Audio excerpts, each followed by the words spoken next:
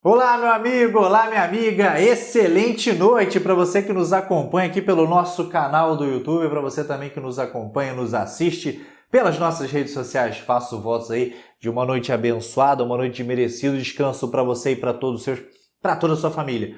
Hoje à noite vamos falar sobre 3 pontos. O primeiro, vamos falar novamente do Renda Brasil.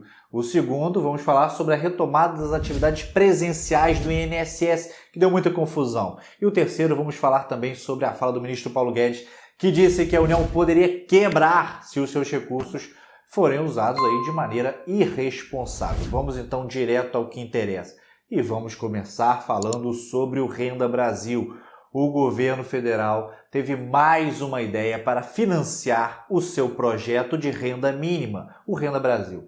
Dessa vez, o alvo são as aposentadorias e pensões. Atualmente, as aposentadorias e pensões são vinculadas ao aumento do salário mínimo. Então, quando o salário mínimo sobe, o que acontece anualmente, esse aumento também eleva o rendimento recebido mensalmente pelos aposentados e também pelos pensionistas.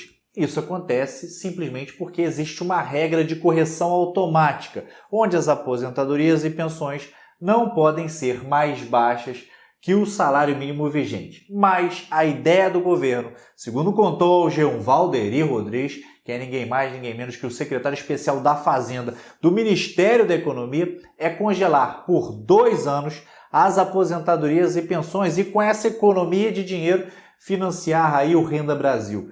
Nesse caso, esses rendimentos seriam desvinculados do salário mínimo.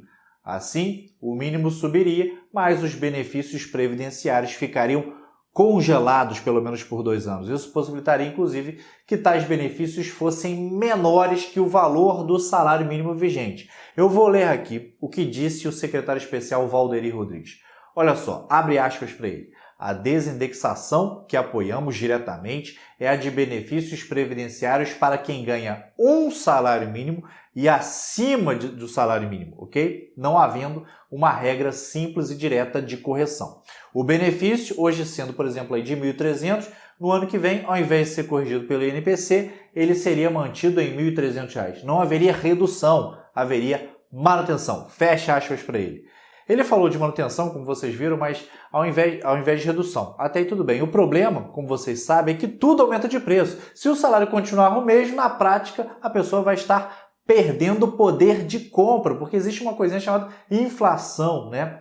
Lembrando aí que fazem parte dos benefícios previdenciários incluídos na proposta, além das aposentadorias e pensões, outros benefícios, como é o caso do auxílio-doença, do salário família e do salário maternidade, dentre outros. Precisamos lembrar que não é de hoje que o governo tenta encontrar aí uma saída para financiar o Renda Brasil. Muito foi dito sobre o programa, falou-se em ampliação do benefício, tanto na quantidade de pessoas atingidas, bem como no aumento do valor pago para essas famílias, mas o governo está tendo sérias dificuldades em arranjar dinheiro dentro do orçamento para custear essa despesa, como nós podemos observar. Como o Renda Brasil não entrou na proposta orçamentária de 2021, a única maneira de o governo viabilizá-lo seria tirando dinheiro de algum outro lugar para conseguir pagar o novo programa. E como diz o ditado popular, estamos tentando aí cobrir um santo para descobrir outro.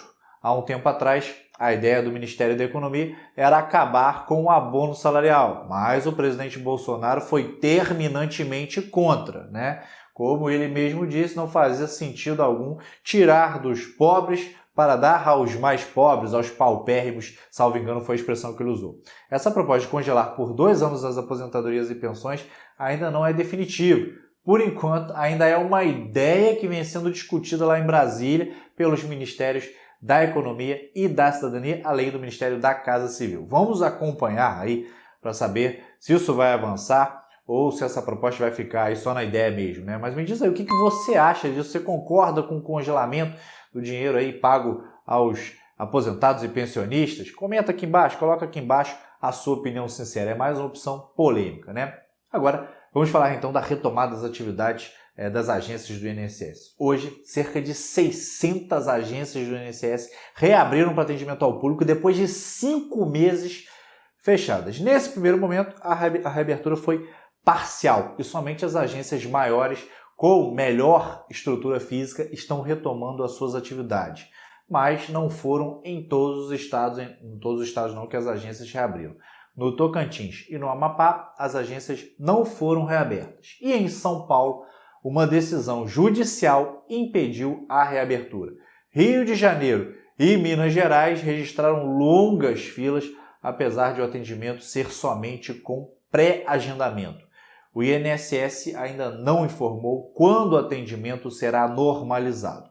Continuando aqui, agora vamos falar um pouquinho sobre reformas e sobre economia. Hoje, exatamente hoje, o ministro da Economia, Paulo Guedes, muito conhecido de vocês, debateu sobre os impactos da reforma tributária em um evento da Confederação Nacional dos Municípios.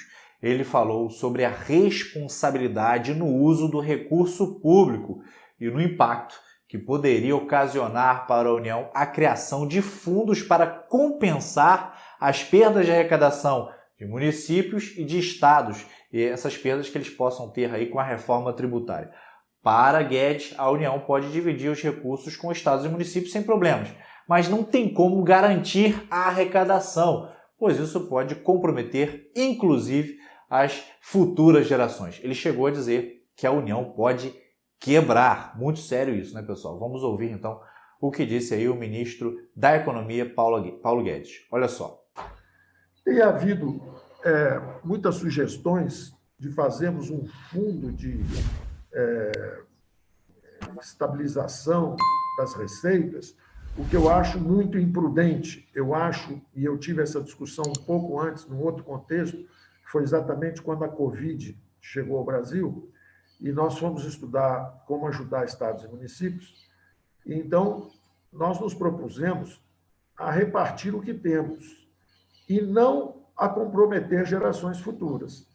É claro que se você tem petróleo, tem recursos que vão sair do chão no futuro, nós dividiríamos e compartilharíamos esses recursos novos que chegassem com os estados e municípios dentro dessa visão federalista.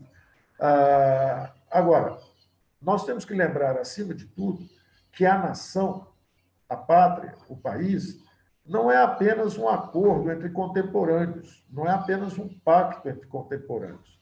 É, acima de tudo, um pacto entre gerações. Nós recebemos um país de nossos pais e nós vamos transmitir esse país melhorado, se pudermos, aos nossos filhos.